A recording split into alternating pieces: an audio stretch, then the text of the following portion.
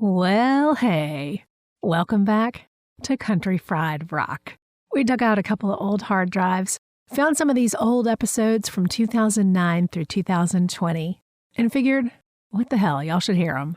Ton of fantastic musicians and bands, many of whom are still out there making great music. I decided to just throw some of these old episodes back out there. They have not been re-edited, so half these places don't even exist anymore. Never mind the URLs, don't even bother. But a lot of these bands really made great music, and I want you to hear it. Dig them up on your favorite streaming service if you can't find them elsewhere, and go see a show if they're still playing. So if you're new to Country Fried Rock, starting back in 2009, this was a syndicated radio show that aired in more than 50 markets across the globe. The structure follows some of the format of older syndicated radio programs, and we left it that way. So we'll bounce around back into the archives and let us know if there's anybody in particular you'd like us to try to dig up off these extremely disorganized hard drives.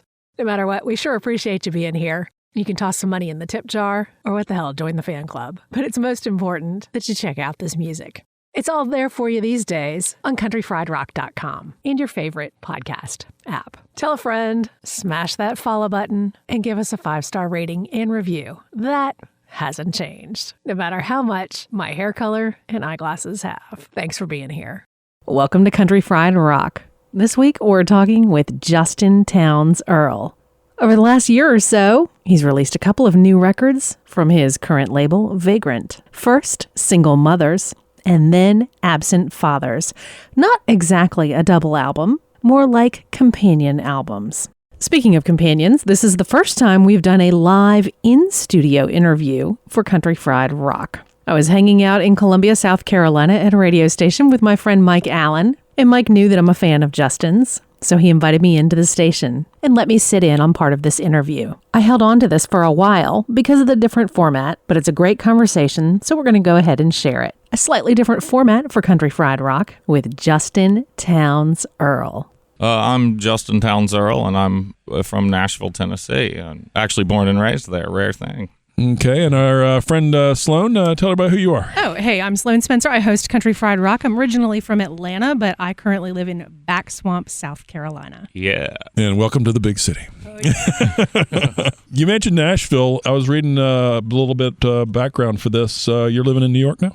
Well, I had been living in New York, some family things. I had to do some things for my mother, so it made good sense at the time to go where it's a little cheaper so I could, do those things. And I definitely miss New York in a big way, but I have a feeling that if I hadn't left, I wouldn't have met my wife probably, which would have been, I'd still be continuing on my lethargic, very disappointed in life way. Well, that's a hard way to look at it, I guess. Yeah. Different places bring out, I think, different sounds for artists. Is there a difference between Nashville and New York for you sonically? Does it do anything to the writing? It does. I think New York was so inspiring. There was just songs came in a bit more of a flood there because you were just surrounded by all these intense things. You just have people that are the best at what they do, and it's a constant competition. You can be gone tomorrow, and even working in a clothing store in New York.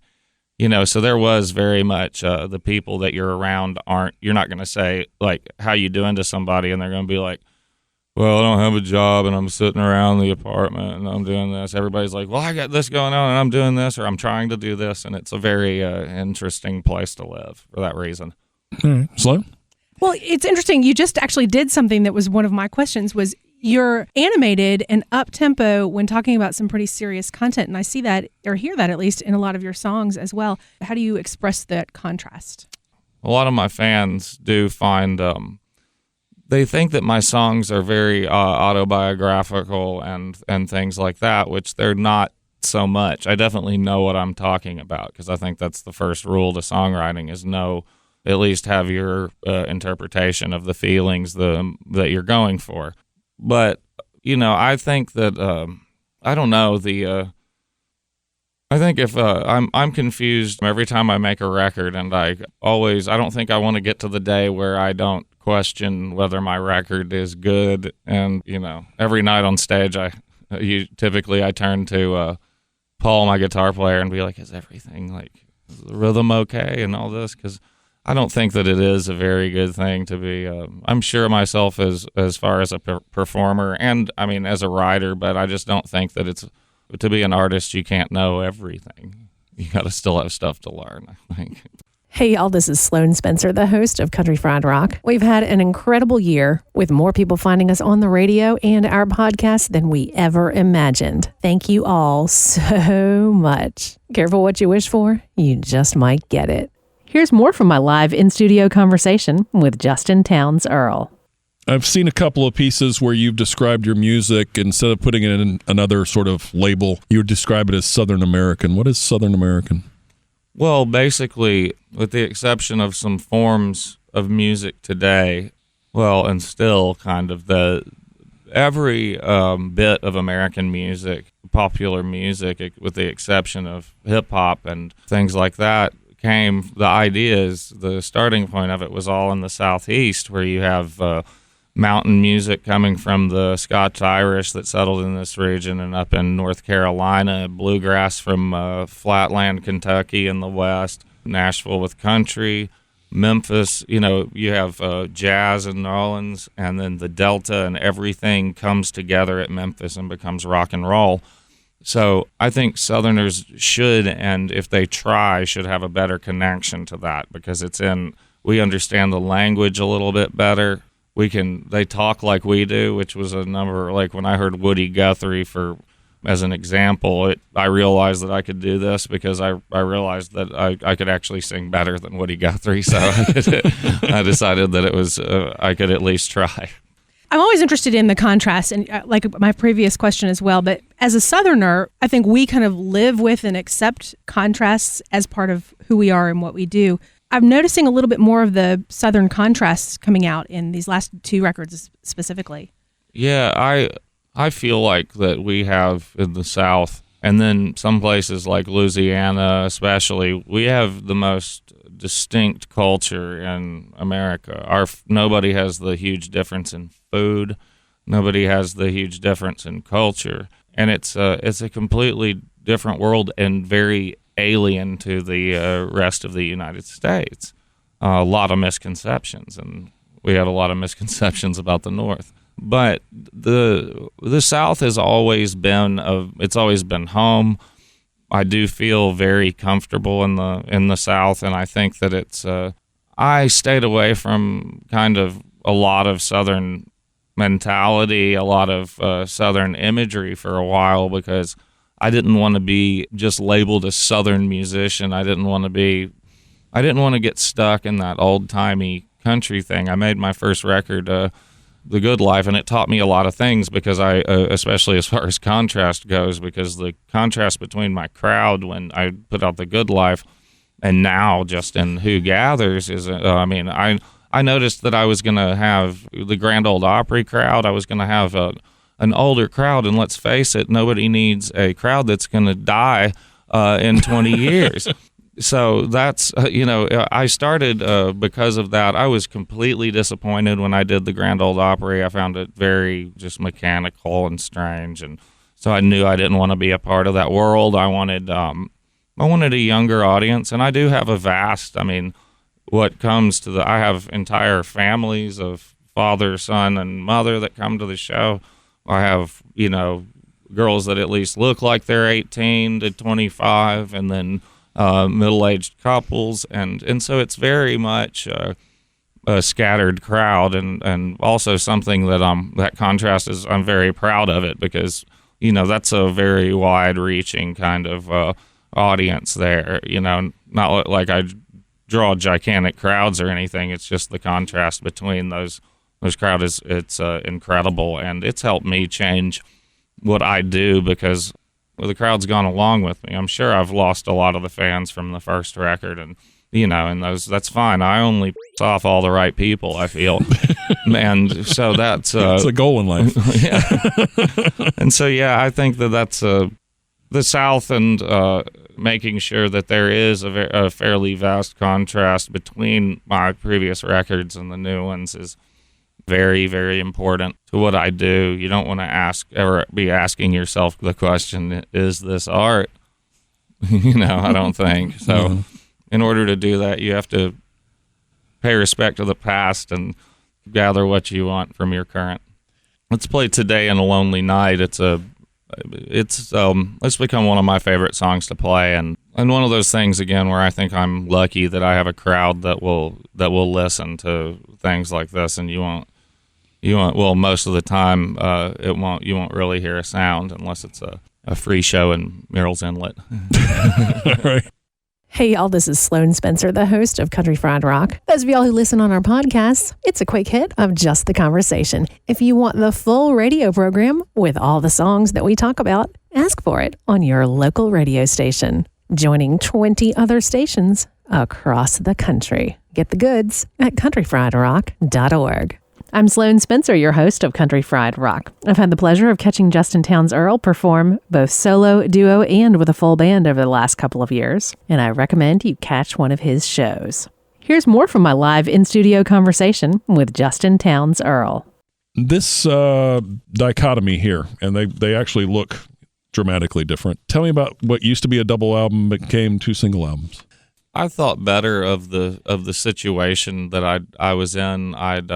I'd gone from Bloodshot Records, which was a great relationship. They were as stand-up as you can be. When they said the check was coming, the check showed up, things like that, which is hard to find.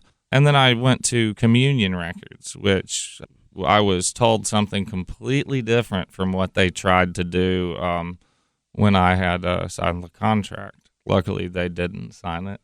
And I was able to just be like, you're not going to shake money in my face and win. There's no way that's going to work, and anybody who knows me knows that. So there was also there was a timing issue. Releasing a double record is hard to convince people of. It's hard to get people these days they don't have the time to sit down and listen to a full hour of music, and they don't have the attention span, I don't think. And from the very beginning, when I made The Good Life, I actually looked up what the average commute for an American to work was. And so, therefore, all my records have been 30 to 40 minutes. That's what I've noticed most people listen to music is in their car. And just making the records digestible, letting people get really used to the record, the first one. And if they pay attention to the first one, then Absent Fathers comes out, and they're very, they are related, but related in the same way that both discs of The River are. Springsteen's The River, because they're not like concept records exactly, but they have loose concepts to them. The characters in Absent Fathers are definitely in a better place, a different place, not discouraged by life, realizing that they're seeing a light at the end of the tunnel, even though it's like the tip of a ballpoint pen way off in the distance. We've been talking about all these contrasts and dichotomy in the double album that became 2 separate albums. I have been interested in the continuity of your album covers. Are you involved in the visual art decision making? Because didn't Joshua do some of your photography? Yeah, he did, but I'm 100% part of the creation of them. We decided, me and Joshua were trying to figure out what a record cover we should do, and we'd thrown out a bunch of ideas, and I said, well, what about just me and a girl on the album cover? And we carried that on for quite a while, every record. But now my wife is on the cover of Absent Fathers with me, and she will be the last woman on the cover of one of my records. But it was an interesting thing to do for the fans. In a minor way, they became like Bond girls. People were very interested in who these women were, and so it was a funny thing. We realized when we made the next Midnight at the Movies that we were just like, we're going to do this every time, and I would have probably continued it if I hadn't gotten married. You mentioned past troubles with record companies. The relationship with Vagrant feels good? Vagrant feels good. It's impressive to be able to have been able to survive the 90s and early 2000s as a smaller record label, and they're no longer a smaller record label. They're one of the bigger independent record labels, and that's impressive. They obviously know what they're doing. And I think that being able to doing these records, I needed people that would understand. I have so many people say that these are country records, and Vagrant realizes that they're not country records. Personally have an extremely narrow view of what country music is. And I think that Hank Williams would have no problem shooting just about anybody that's a country star these days. I just don't think he would have trouble with that. If I called what I do country music, he'd probably shoot me. I'm your host, Sloane Spencer. You can keep in touch with us on Facebook, but I really like Twitter, where we are at Country Fried Rock, ending with ROK. And if you want to see pictures of my shoes, my dog, and my lunch, stop by Instagram. But whatever way you like to hang out, stop by and say hey. We'd like to send a big thank you to our Country Fried Rock listeners for supporting Country Fried Rock alum Alan Thompson, who is recovering from a diving accident. If you'd like to donate, every dollar matters, and it goes directly to helping defray his bills. You can find that link on Country Fried Rock's Facebook or Twitter. It's a You Caring donation page. Keep your ears peeled for a few different benefit shows in the Nashville area for Alan Thompson. We love you, man. Get better soon. We'll go back to my conversation live in the studio with my friend Mike Allen and Justin Townes Earle. Around the Bend is it's one of those, the songs where you, has a cavalier attitude, a very unrepentant attitude about it. And I think that it's, like we said earlier, I do like to talk very upbeat about very dark situations and things like this, and I actually wrote it from a dealer I went to. He was around a bend, always in a dead end. This is a little bit more autobiographical than most. I've actually gotten to see you several times over the last couple of years, and I've noticed that a lot of your songs have really grown since they were originally recorded. How do your songs continue to change? Well, I couldn't really explain it until I heard Dick Spiderbeck, a quote from him that said, somebody asked him to play a chorus like he did on a record. They said they wanted to hear that specific chorus, and he said, well, I can't. And they were like, well, why? And he said, because I never feel the same twice. So the songs can change nightly, tempo-wise, just depending on how I'm going that night and things like that. But like the show tonight, it's just me and my guitar player, Paul, and he also plays pedal steel. So the songs have to change quite a bit to do that, because we have to fill up that space in order to keep from being a boring, regular old acoustic act, which it needs to be something a little more than that, I feel, to represent the records. But that doesn't always mean that you need to play them exactly like you do on the record. A lot of times you start playing them on the road and you find that little thing where you're like I wish I'd had that for the record, and that always happens because you get out on the road with it. I'll change a little lyric every now and then. I'll change the melody of songs and make them faster, make them slower, and so it's a constantly evolving thing, especially with the band, because me and my guitar player and my bass player are parts guys. They play parts. Me and the drummer are in no way parts players. You don't know what you're going to get from us every night, but we're going to be there when it's time to hit the one. And that's me and my drummer. I've been by the bass player. Mark Hedman has played with him, Matt Pence, for almost 20 years. And so that's what Mark said early on. He's like, you just have to trust Matt that he's going to be there. He will be, And so playing with him has made me a better, more adventurous guitar player than I was too. And it makes it it's great. Do you ever work things on the road before you go in the studio, or no? Is it always after the fact? Well, we do a little bit. I try not to do too much, just because there's a certain spontaneity with everything. Every aspect of a record is I think that's very important.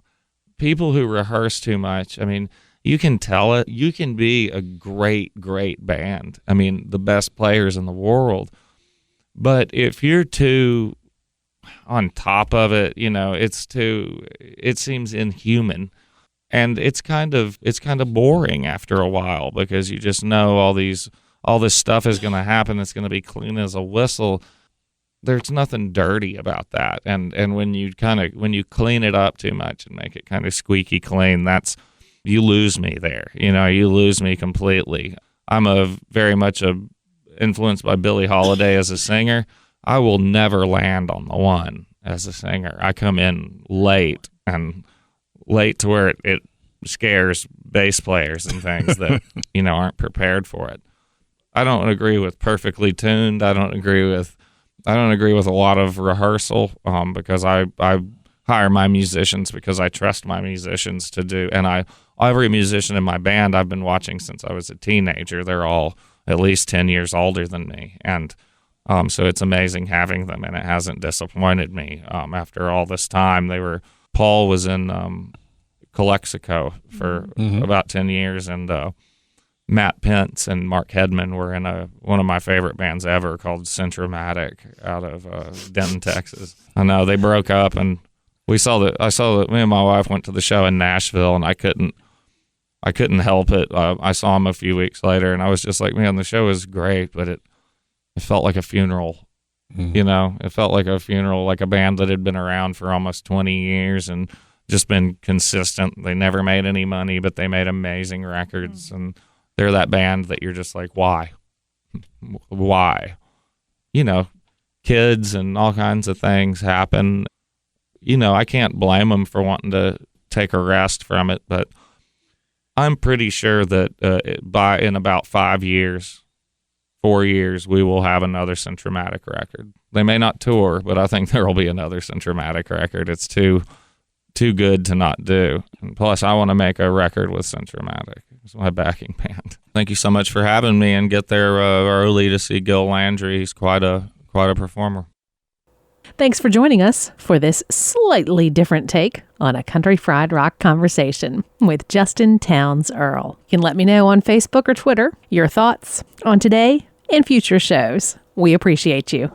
countryfriedrock.org. Copyright 2015. All rights reserved. Our 2015 bed music is from Drivin' and Cryin's debut album, Scarred But Smarter. Got a great band you want to hear on Country Fried Rock? The best thing to do is tweet us at Country Fried Rock. That's Country Fried, R-O-K. You can subscribe to our weekly podcast on iTunes. Just search Country Fried Rock. Country Fried Rock radio programs are distributed to public radio through the Public Radio Exchange, prx.org. Our Country Fried Rock stinger is from Steve Soto and the Twisted Hearts. Ever he been helping us some country fried rock?